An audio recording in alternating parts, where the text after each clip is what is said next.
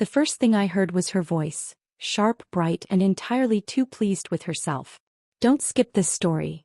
If you've ever been hurt, overlooked, or taken for granted, you'll feel every word. Stay with me, this one hits deep. Maybe it's time you step aside. Some people know when they're not needed anymore. That sentence cut through the living room louder than the clatter of dishes in the kitchen or the low hum of the old wall clock. She said it so casually, like she wasn't speaking to the woman who raised the man she married. Like I was just another piece of old furniture she was clearing from her way. I didn't flinch. Not even when my son looked down at his lap instead of at me. I simply folded my hands together. Slow, steady, intentional. A gesture that always unnerved people even when I didn't mean it to. But tonight I meant every inch of it. My quiet was my armor. My pause was my advantage. And she didn't know enough about me to realize that silence can be far louder than anger. The room smelled faintly of burnt casserole. The dish I'd taken out of the oven 15 minutes too late because I'd gotten distracted by the strange tone she used when she asked me to bring out more plates. I should have known then. It was 6:17 p.m. I know because I checked the digital display on the microwave right before I took the casserole out, telling myself it wasn't burned, it was just, well done. But standing there now, watching her grin like she'd finally found the courage to say what she'd been rehearsing for months, I felt every second of the day press against my ribs. Her bracelets jingled when she crossed her arms. It was a smug sound, metal tapping against metal like she needed a soundtrack to her victory. She stood straighter too, tilting her chin toward me as if she was waiting for me to crumble. "Are you feeling all right?" she added, coating her words with fake concern. "You seemed confused earlier." Confused. That word. At my age, people love to toss it around like confetti. I took a breath. Slow, deep, deliberate. Calm on the outside, but my fingertips tingled. Not from fear. From clarity. Because her tone told me something important. Something I had suspected but hadn't voiced. Her confidence wasn't confidence at all. It was nerves dressed up fancy. And nerves meant she was hiding something. I shifted my eyes to my son. He still wouldn't look up. His leg bounced under the table and the faint tapping of his shoe felt like a countdown. He knew more than he wanted to admit. I could feel it. Mothers can sense when their child is tangled in something they don't know how to get out of. My daughter-in-law must have noticed my gaze drifting because she stepped forward, forcing me to look at her again. She loved attention the way some people love dessert. Always reaching, always craving more. "You know," she said, tilting her head, "we've been thinking it might be better for you to take a step back from family decisions. For your own peace, of course." Her voice was sugar. Her eyes were not. I leaned back in my chair slowly, letting the wooden frame creak beneath me. The sound filled the silence she didn't expect. I didn't answer her right away. There's power in not rushing. Instead, I touched the corner of my napkin. Just a small movement, but my hand brushed something else beneath the placemat. Something I had placed there earlier when no one was looking. A small reminder. A small piece of information. A small advantage. I didn't pull it out. I didn't even glance at it. But knowing it was there steadied my heart. "I'm quite fine," I said softly. "Just listening." She blinked. I think she hoped for tears or outrage. Anything she could spin later into a story about how she tried her best with the older generation. But calmness unsettles people who expect chaos. I could almost hear her swallow her annoyance. The evening light stretched across the carpet in long golden stripes, the sun dipping just behind the maple tree outside. Shadows crawled along the walls, soft but unsettling, and the room took on that odd in-between feeling, a mixture of warm and cold that made everyone shift in their seats. I noticed it. I always notice things, like how she glanced at her phone every few seconds. A quick flick of her eyes, left, right, down, as if she were waiting for an update, or permission, or someone. It wasn't natural. Not for her. She never ignored a chance to perform, and she was performing now, with the living room as her stage and her smile as her spotlight. My son finally cleared his throat. "Mom, maybe we should just all relax for a bit." But even he sounded uncertain, like he knew he'd walked into a play halfway through and didn't understand the script anymore. I didn't answer him. Not yet. Instead, I looked at the table, set with the dishes I'd collected over 40 years. The faded floral patterns, the chipped bowls, the glass pitcher with the hairline crack no one but me could see. These things held history. They held care. They held memories. He had none of that. And she knew it. She didn't want a family. He wanted control. And tonight she thought she finally had it. Did I offend you? She asked suddenly, a false softness in her tone. She leaned forward, eyebrows lifted in mock concern. I only meant we want what's best for everyone. Everyone. The way she said it made my stomach twist. I could feel my pulse in my fingertips, but my voice stayed calm. No, I answered. You didn't offend me. But something, I let the words slip out like an unfinished thought. Something isn't right. Her smile faltered, just for a breath, but long enough for me to see a tiny crack in her confidence. And cracks grow. Before she could recover, the house made a sound, the old heating vents popping like someone tapping metal. It startled her. She flinched. And I saw something pass through her expression. Not fear. Not guilt. Awareness. She knew I'd noticed something she didn't want me to notice. I stood slowly, pushing my chair back. The legs scraped against the hardwood, creating a sound that stretched longer than it should have. I kept my movements steady. Controlled. Purposeful. My daughter-in-law stepped back a little. My son stood halfway, confused, unsure if he should stop me or give me space. This was a dance none of us rehearsed. I walked to the window, pretending to straighten the curtain. The glass was cool against my fingertips. I wasn't looking outside. I was giving myself a moment, just a breath, to anchor my thoughts and settle my heartbeat. The sky was turning that deep blue that comes right before dusk officially settles. The streetlights flickered on one by one, like a row of eyes waking up to watch. Behind me I heard a sharp whisper. Why is she acting like this? My daughter-in-law murmured to my son. I told you she might forget things again. Forget. There was again. Her favorite word. I turned slightly. I didn't forget anything. She froze. My voice wasn't loud. Didn't need to be. When I looked back at her fully, she straightened like a child caught doing something they shouldn't. Her bracelets jingled again. Her eyes darted to her phone. And then, another clue. She pressed the phone face down on the table almost too quickly, like she didn't want me to see the screen. That movement told me more than anything she had said tonight. There was something on that phone. Something she didn't want me to know. My hands didn't shake when I walked closer. Hers did. What exactly? I asked calmly. Do you think I've forgotten? Her lips parted, but no words came out. My son looked between us, his face tightening with unease. This was the moment the whole night had been building toward. The moment she thought I would break. Instead, I stepped right up to her. Not aggressively. Not angrily. Just close enough that she had no choice but to meet my eyes. You seem nervous, I said softly. Why is that? Her breath hitched. And right as she opened her mouth to answer, the phone buzzed. Loud. Insistent. A single notification lighting up the screen beneath her palm. She slammed her hand over it instantly. Too fast. Too defensive. And now, finally, undeniably. Too telling. The room went silent again, thick and heavy, like all the air had narrowed down to that tiny buzzing rectangle on the table. I didn't look at the screen. Not yet. I didn't need to. Because the way she grabbed it, the way her face drained of color, the way my son stared at her with a confusion he could no longer hide, told me everything I needed to know for now. I leaned forward, my voice steady as a heartbeat. What was that? I asked. She swallowed hard, her knuckles white as she gripped the phone.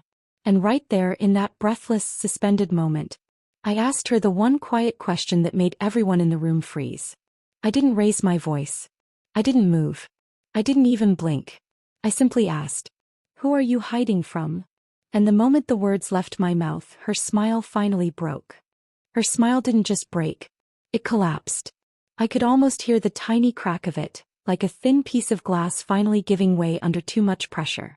And for a long second, nobody in the room breathed. Not her. Not my son. Not even me. She pressed the phone tighter against her palm, as if hiding it could somehow undo what I'd just seen. That frantic little movement, sharp, unplanned, told me more than any confession she could have stumbled through. But I didn't push her. Not yet. I simply stepped back, letting the question hang in the air like a storm cloud. My son shifted beside her, clearing his throat in that nervous way he always did when he wasn't sure whose side he was supposed to be on. "Mom, maybe we should all just take a moment." But I wasn't looking at him. I was looking at her hands. Her knuckles had turned pale, and her thumb hovered protectively over the screen like it might leap out of her grasp if she relaxed even an inch. The phone buzzed again, softer this time, almost embarrassed to be part of the moment. I didn't reach for it. I didn't need to. I'd already seen more than she wanted me to. And I felt the weight of that knowledge settle over me as I walked toward the porch door. I didn't announce anything dramatic. I just said quietly, "I need some air." My voice was steady, controlled. It was the kind of voice that made both of them freeze because they couldn't tell what I was thinking. The cool evening air brushed against my face as I stepped outside, and the porch boards creaked under my weight like they were greeting an old friend. I sat down on the second step, the one that always dips a little in the middle from years of shoes, and let the night hold me for a moment. The cicadas hummed somewhere in the distance. A car passed slowly down the street, tires rolling over gravel. The ordinary sounds helped anchor me, even as my heart beat with a quiet certainty. Whatever was on that phone, it wasn't meant for my eyes. But I'd seen enough. The sender's name, the preview of a sentence cut off mid-word. Familiar words. Dangerously familiar. My fingers tightened slightly around the porch railing. The metal was cool, grounding me. The sky deepened to a shade of navy, the first stars slipping into view, small but sharp. I heard the door open behind me. My son stepped out, closing it gently so she couldn't hear. He sat beside me with a heavy sigh.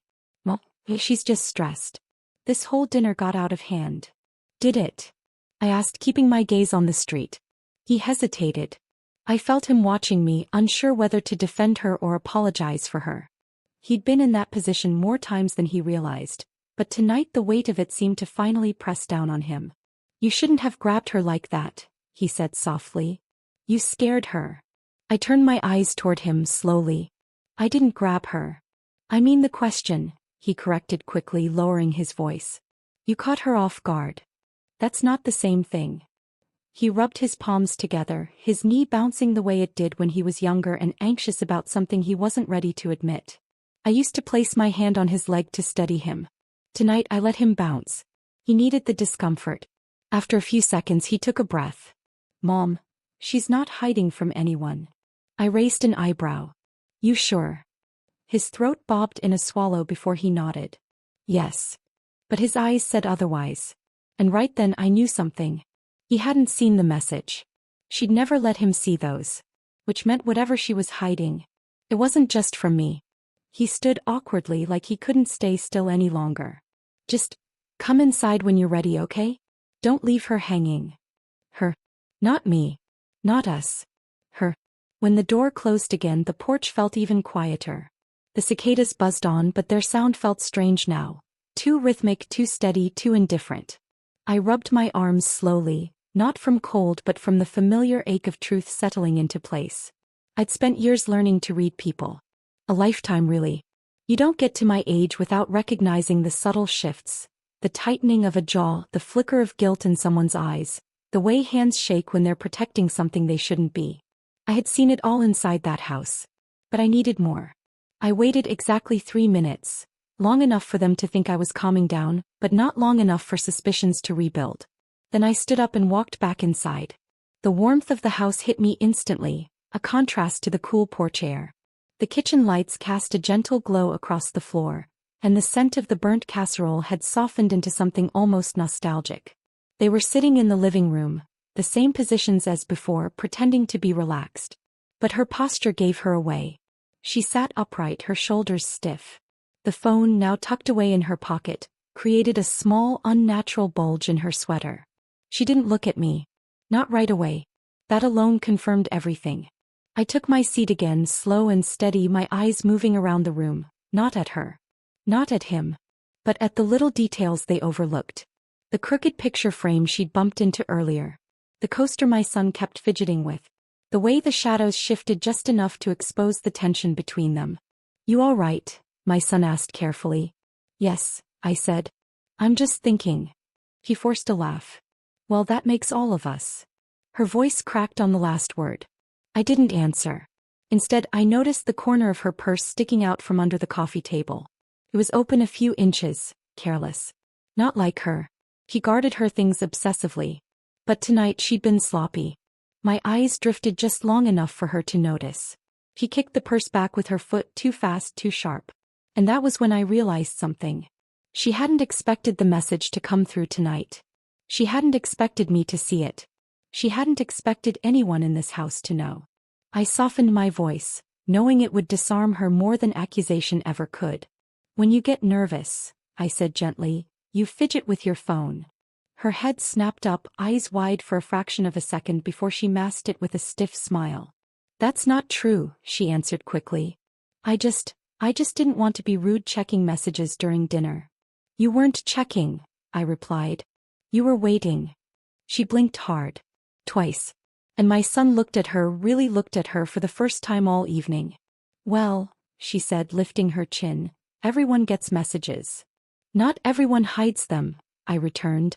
Her voice rose slightly. "What exactly are you implying?" "Nothing yet." That word, "yet," changed the temperature of the entire room. She shifted in her seat, her bracelets jingling again. But this time the metallic sound trembled just slightly. She crossed her legs, uncrossed them, then crossed them again. She was unraveling. Quietly but surely. I leaned forward, resting my elbows on the table, keeping my tone soft. "Softness makes people reveal things without meaning to." "That name I saw on your screen," I said. "I've seen it before." Her head jerked up. "You read my phone?" "No," I said calmly. "I saw what you tried to hide." She opened her mouth to fight back, but no sound came out. My son turned to her, brow furrowing. "What name? What message?" She shook her head too quickly. "It's nothing. It's just work." The lie was too fast. Too rehearsed. And my son noticed. He leaned closer to her. "Show me." Her hand flew to her pocket. "No. It's private." He stared at her in a way I hadn't seen in years. Not with anger, but with a dawning fear. "What are you hiding?" he asked. Her lips trembled. I watched the scene unfold quietly, my heart steady but heavy. This wasn't the moment to expose the truth. Not yet. Not fully. But it was the moment for something else. A tiny pull of the first thread. I stood up again, but this time not to leave. I simply walked around the table slowly, as though I were stretching my legs. She followed every step with her eyes. When I reached the edge of the living room, I paused and turned to face her. And in a low voice, barely above a whisper, I said, "The message preview said, did you tell him yet?" She gasped. My son's face drained. And before either of them could speak, before the truth could spill out, I added 3 quiet words that froze the whole room. "You weren't supposed to." I didn't explain. I didn't accuse. I didn't demand. I simply let the meaning hang in the air. Unfinished. Unanswered. Dangerous. And then, for the second time that night, I let the silence do the rest. Neither of them moved at first. They looked at me the way people look at something they don't quite understand yet but are suddenly afraid of. Like I had walked back into the room carrying a truth they weren't prepared to face. I lowered myself slowly into the nearest chair. My knees were stiff and I felt the warmth of the cushion pressing through my skirt. Oddly enough, the chair felt steadier than either of the people sitting across from me. My daughter-in-law's hands disappeared into the folds of her sweater. She wasn't hiding her phone now, she was hiding her nerves. My son sat upright, waiting for one of us to break the moment. I didn't plan to. She finally cleared her throat. "This is getting out of hand." Her voice trembled on the word hand and I watched her swallow hard. The kitchen light behind her glowed softly, catching on her earrings. They looked too heavy for her thin neck tonight. My son shifted closer to her, the couch springs squeaking under his weight. "What did she mean?" he asked, almost whispering. "Tell who what?" She didn't answer. Her jaw clenched so tightly I could see the tension travel all the way up her cheek. I crossed my arms. Not protectively. Not angrily. Just waiting. I had learned long ago that adults, especially guilty ones, tell you more in silence than they ever will in a speech. When she finally looked my way, her eyes darted off again like my face was too bright to stare at directly. "I don't owe anyone explanations for private messages," she snapped. Her tone was sharp, but her shoulders were shaking. She kept her eyes trained on a spot on the coffee table, as if the grain of the wood had suddenly become fascinating. My son leaned forward. "Why won't you look at me?" "I am looking at you," she protested, but she wasn't. Her gaze kept drifting toward her purse, half hidden under the table, half daring me to acknowledge its existence. A glittered zipper pull hung out, catching the light. Something clicked in my chest then. Not anger but a cold realization. She wasn't just afraid of being caught. She was afraid of what I knew. I took a slow breath and let it out, careful not to shake. You said everything is fine, I reminded her softly. So why does it feel like every corner of this house is holding its breath? She flinched. Actually flinched. My son turned toward me, his voice small. Mom, what exactly did you see? I kept my voice calm. Neutral. A message asking if she told you yet. That's all. He frowned. Told me what? His question sat between them like a third person. She pressed a hand to her forehead, her fingers digging into her hairline. You're twisting this, she hissed. Both of you. But the panic in her voice didn't match the accusation. She stood abruptly, her movements too rigid, too fast. The lamp beside her flickered from the vibration. She walked toward the dining table, grabbing the edge of it like she needed something solid to hold on to. I watched the tension roll off her back, stiff shoulders, shallow breaths, a tremble she was trying to hide by keeping her hands busy. She began stacking plates we hadn't even eaten from properly, pretending to tidy up. My son stood too. Leave it, he said gently. We're talking. I am talking, she insisted, though she wasn't saying anything. Her fingers pressed too hard against the porcelain, and one plate scraped loudly against the table. I winced at the sound. She noticed. She set the plate down quickly, like she just remembered how breakable things could be. Including her. My son moved a step closer to her. If it's nothing, show me the text. She didn't turn around. You're being ridiculous. Then show me. The air tightened. Even the refrigerator hum seemed to dim, like the house itself wanted to hear her answer. She braced her palms on the table, shoulders rising with each breath. No, she whispered. That one word, whispered so softly, hit harder than any shout. My son stepped back as if she'd slapped him. I could feel his confusion radiating across the room. Hurt, fear, something deeper he didn't want to name. He turned to me then, his eyes wide. Mom, what do you think is happening? His voice wavered, and for a brief second he sounded like the little boy who used to crawl into my bed when thunderstorms rattled the windows. I hated that I couldn't protect him from this storm. But I wouldn't lie to him either. I think, I said carefully, that she's hiding something important. And it involves you. But I don't know what it is yet. That last line was true. I didn't know the full story, but I knew the shape of it. Secrets always have shapes, dark, heavy corners you can feel even when you can't see them. He spun around then. This is absurd, she cried. You're both ganging up on me. Nobody's ganging up on you, I said quietly. We're just asking for honesty. Her eyes flashed. From me? What about her? She jabbed a finger at me, hand trembling. She acts like she's innocent in all this. I held her gaze. I didn't get the message. That shut her up. For a moment. She looked helplessly at my son, her lower lip trembling. You believe your mother over me? After everything? He rubbed his brow. This isn't about sides. It's about trust. She shook her head violently as if trying to shake something loose. I'm not doing this. She stormed toward the hallway, toward the bedrooms, her shoes thudding across the wooden floor. But halfway down the hall she stopped. Not because of anything we said, but because she realized something. Her purse. It was still under the coffee table. Her phone was with her, but the other thing she carried with equal secrecy was not. She hesitated for only a second, but I saw it.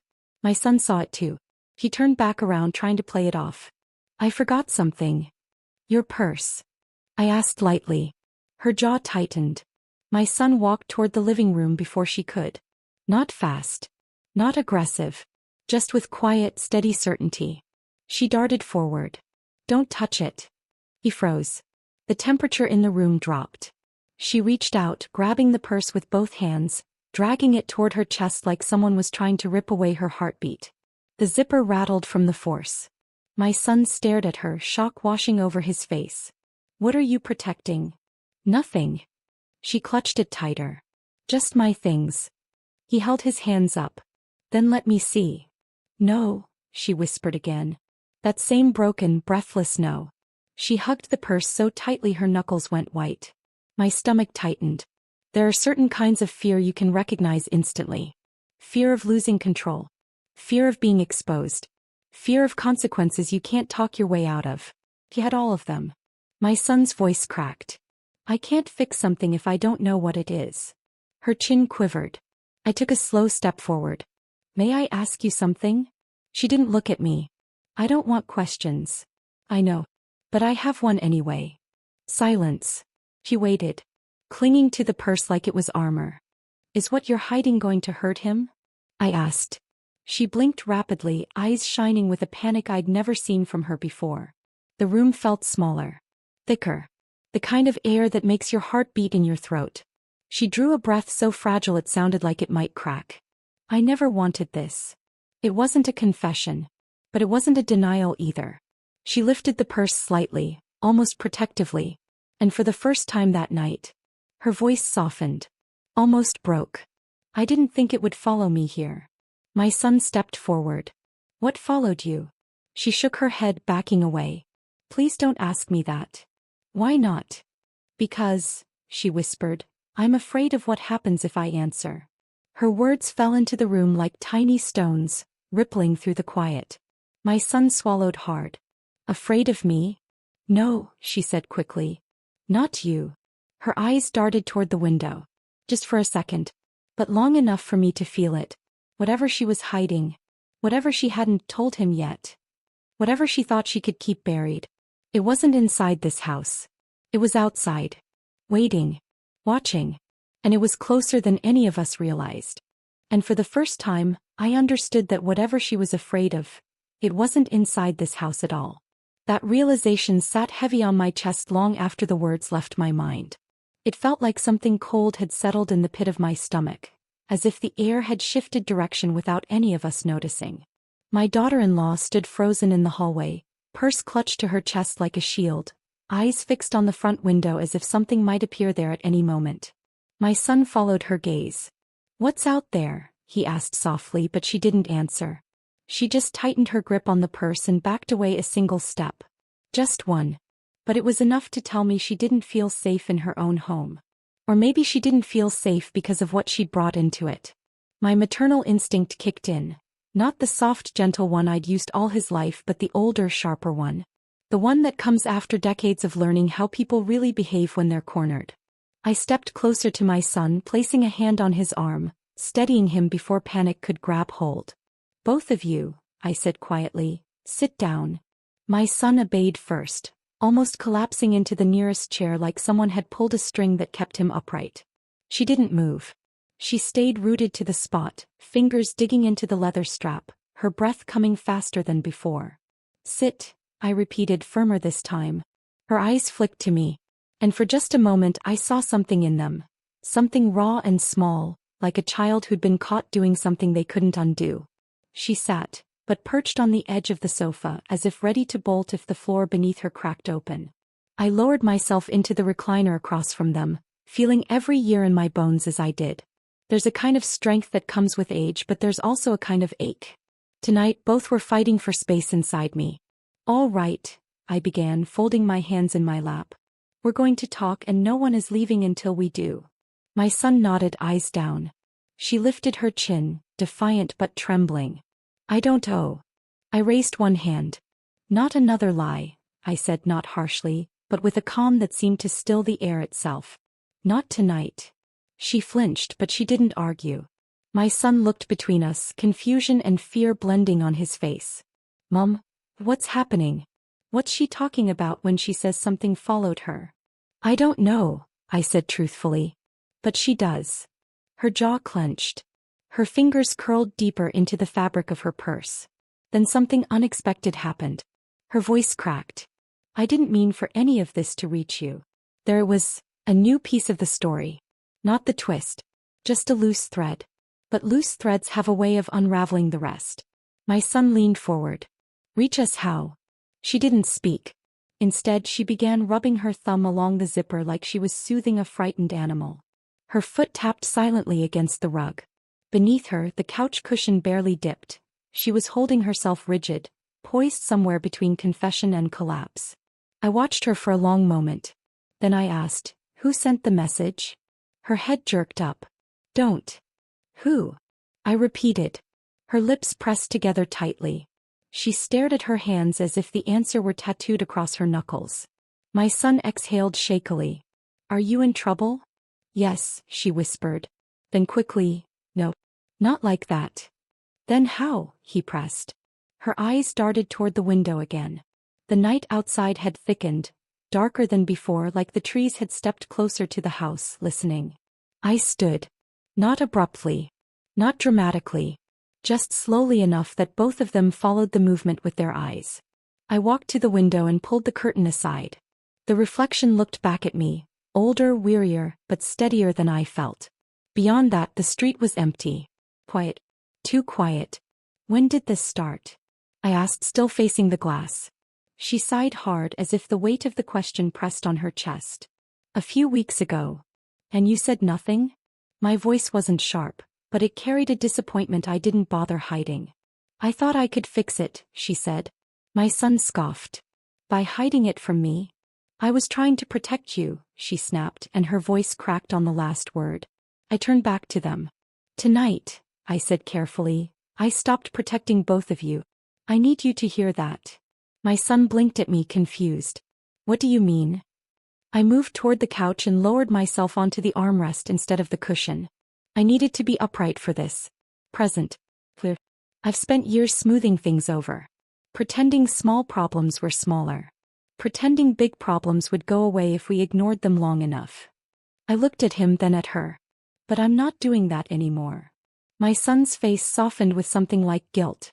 Hers tightened with something like fear. I continued, "Whatever this is, whoever is involved, we're confronting it now. Together." She shook her head. "You don't understand what that means." "Then explain it." She hesitated, and the silence stretched long enough for my son to start trembling his knee. I touched his hand gently, grounding him before he spun into panic. Finally, she reached into her purse. Not quickly, not slowly, just with a defeated kind of resignation. She didn't pull out her phone. Instead, she pulled out a small stack of envelopes held together with a rubber band. My son frowned. "What are those?" She held them against her chest like they were radioactive. "Letters." "From who?" he asked. She didn't answer. I extended my hand. "Let me see." "No," she hugged them tighter. "You can't." "Why not?" "He'll know," she whispered. My breath caught, not out of fear but out of the weight of what she didn't say. Someone had been writing to her. Someone she thought was watching. Someone she believed had eyes inside this house. My son shook his head, voice cracking. "What did you get us into?" "I tried to fix it," she whispered. "I thought if I ignored him long enough he'd stop." My heart sank. Not because I knew the full story yet, I didn't. But because I recognized the tone in her voice. Women my age know that tone too well. It's the sound of someone who made a mistake and kept making it because the truth felt too dangerous. I placed a hand over hers, not gently but firmly. "Give me the letters." She looked up at me with wet eyes. "If he finds out." "I'm not afraid of whoever this is," I said quietly. "I'm afraid of what happens if we keep pretending everything is fine." The room went still again. She let out a shaky breath and placed the stack of envelopes in my hand, but she refused to let go fully, our fingers locked around the same bundle of secrets. "Don't open them yet," she said. "Why?"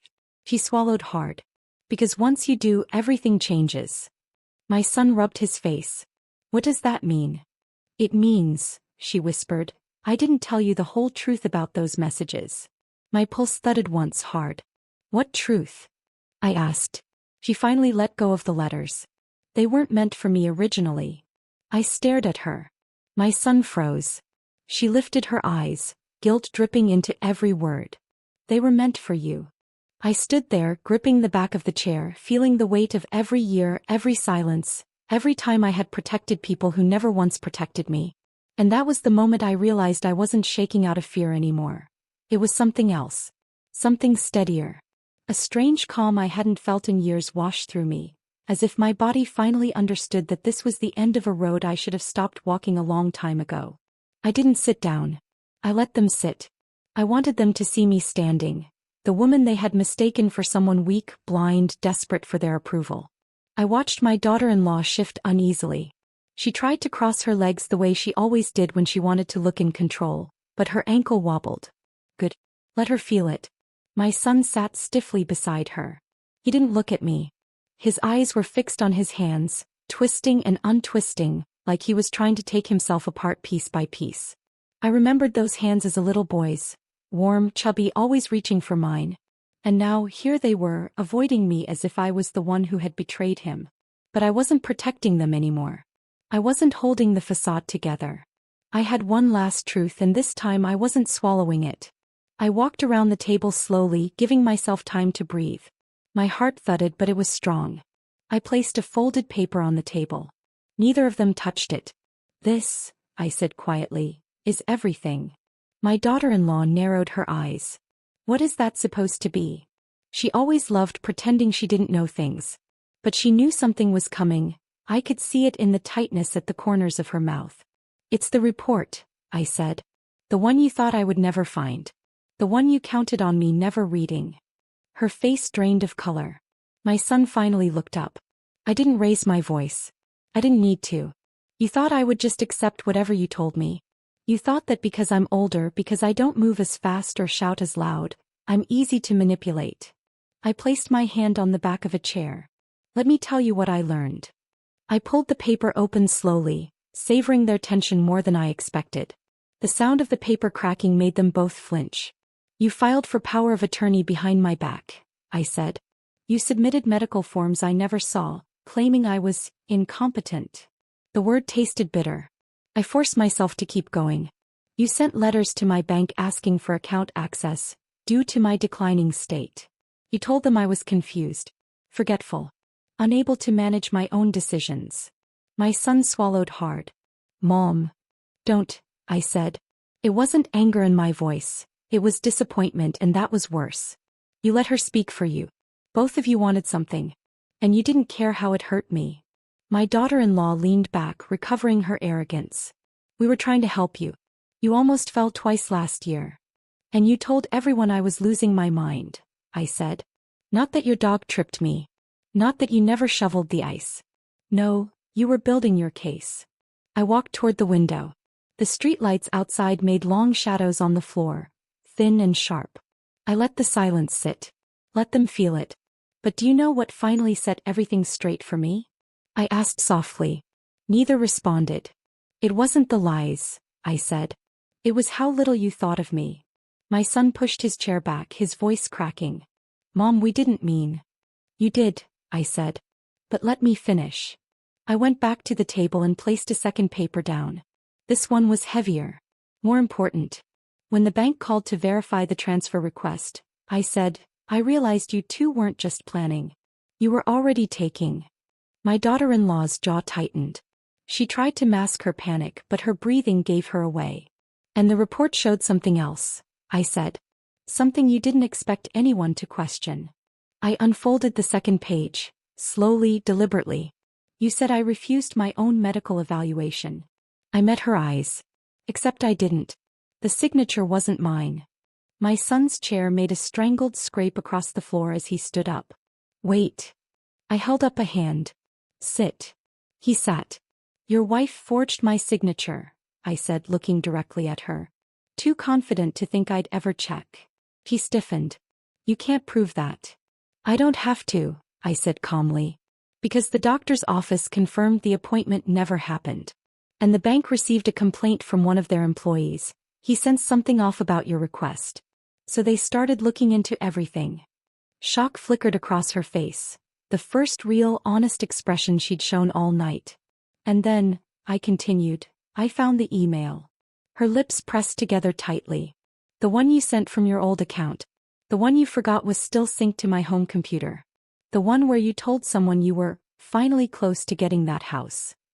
My daughter-in-law's face collapsed for a moment, then hardened again. You've been spying on me, she hissed. No, I said. I've been surviving you. My son buried his face in his hands.